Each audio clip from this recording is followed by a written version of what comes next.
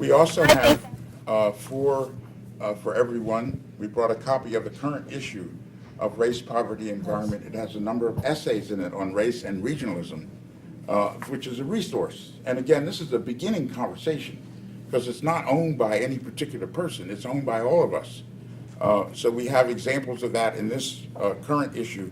And finally, we have an outline of a workshop that we at Earth House Leadership Center are developing called Breakthrough Communities Building Leadership Skills for Sustainable Regions. And this workshop contains both the elements of the compass, which Dr. Pavel was presenting yesterday, and also a diagram of the video document that I presented this morning about the Earth, the City, and the Hidden Narrative of Race. So those are resources that are available for all of us. And I want to close by encouraging us at this particular moment in history to think seriously about challenging the dominant paradigm of our metropolitan regions, engaging in the reconceptualizing our relationship to the land and the tax policy and all of those kinds of issues about community development that my colleagues here have put forward in the context of changing the dominant paradigm in the United States in a way that's more fair, that is ecologically more sustainable, and globally more competitive. Thank you.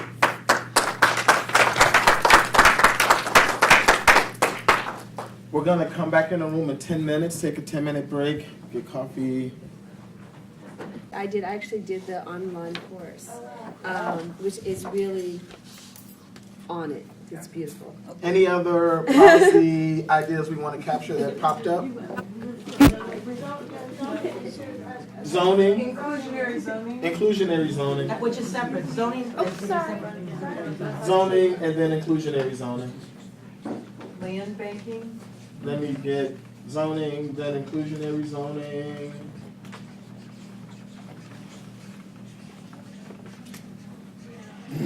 And then you said land banking? Land banking, land trusts. Land banking, land trust.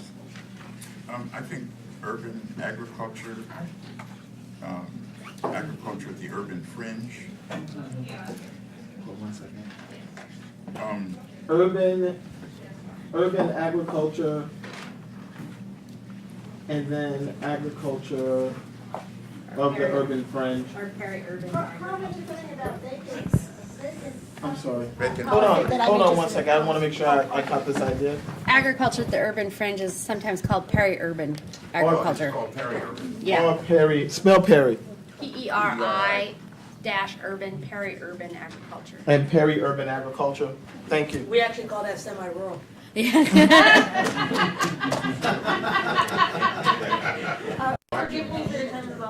Carl mentioned vacant properties policy, and I wanted to know more about what that was. And then we had vacant Vacant properties policy, Mortgage lending practices. mortgage lending practices, vacant. Equitable development.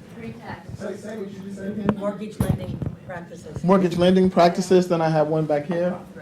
I just wanted to throw some stuff in after the presentation, just to put it out there that, So we're gonna have a minute to after the, Q&A, and you'll be able to do that. So I just No. wanna literally, this is not. yeah, literally, I would say policies that connect rural people and energy and food production with metropolitan Yeah. communities, and I don't have a specific policy, but say it again.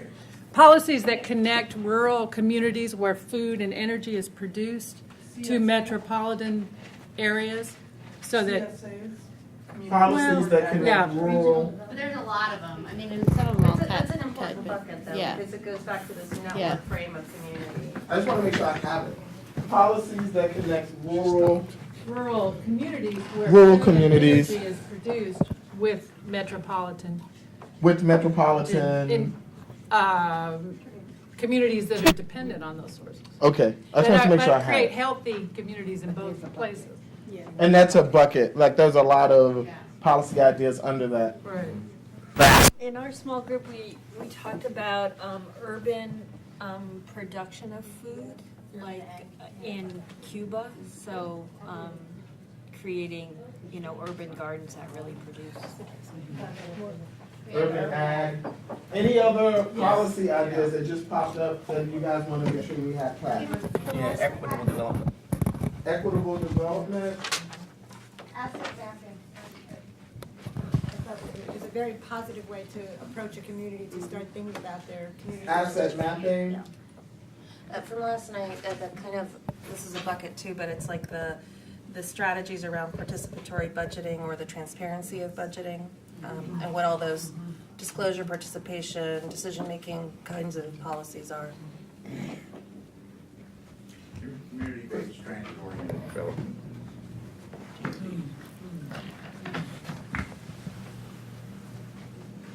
Let me make sure she has this, and then I want to capture that one.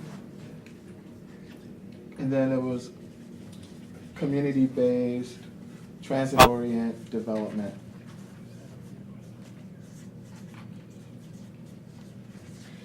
Infrastructure development policies, everything from transportation, roads, for example, or, in other words, where transportation gets built, how it gets built, affects land development, creation of space. And infrastructure development. Water, sewer, drainage, so all infrastructure development policies And all. affects land. Thank you. So I want to just do a little caveat here and say that as more ideas come up, feel free to come up and put them up on the menu. Let's use this as sort of a general menu for us all, so we won't have to spend a chunk of time trying to capture it at the end. As you're taking notes, if you have any more ideas, we'll leave pieces of paper out, so you can just come up and write those policy ideas down. And with that, I want to open it up for Q&A for our presenters.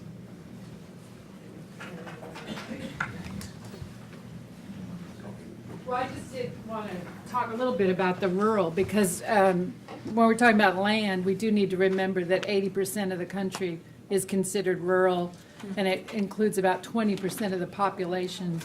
And it is not as diverse as metropolitan areas, but it's not that less diverse.